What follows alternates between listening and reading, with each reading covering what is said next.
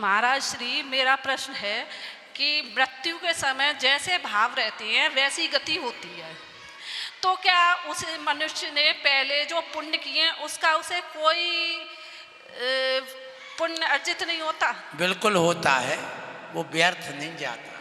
ध्यान रखना, जो पहले से अपन बांधते हैं वो भी पुण्य काम करता है, इसमें कोई संदेह नहीं।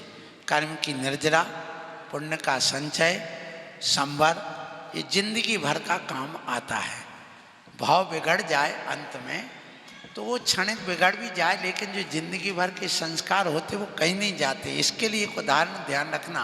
एक सेठ जी रोज सामायिक करते, मंदिर जाते, पूजन करते और पूजन करने के बाद आते, फिर आहार आदि करते, महाराजों को कराते। लेकिन वे एक दिन सामायिक में बैठ गए।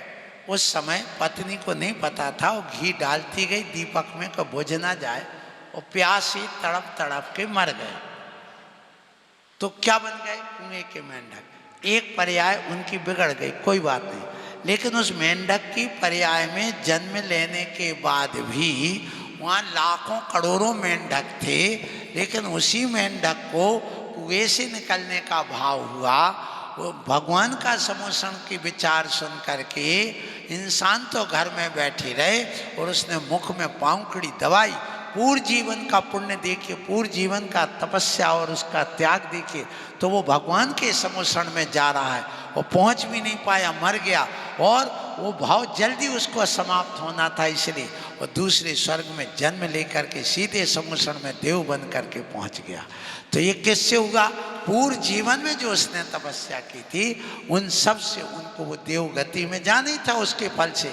तो कुछ दिन में ही वह पुनः देव गति में पहुंच गया, त्रियंच गति के उसने जल्दी कर्म काट करके और वहाँ पहुंच गया।